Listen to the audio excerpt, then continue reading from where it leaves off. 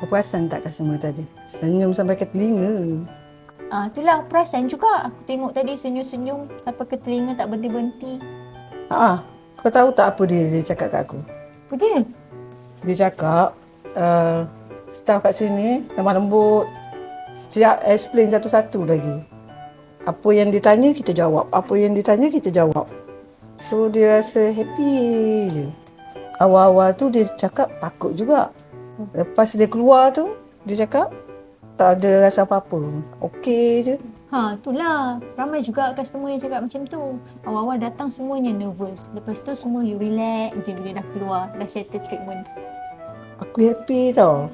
Mula-mula customer semua rasa takut. Lepas tu dia rasa lega. Mesti dia orang puas hati kan? Mestilah happy. Macam kita pun dapat pahala. Sebab kita pun bagi balik keyakinan diri diorang balik. Betul tak? Betul. Kan?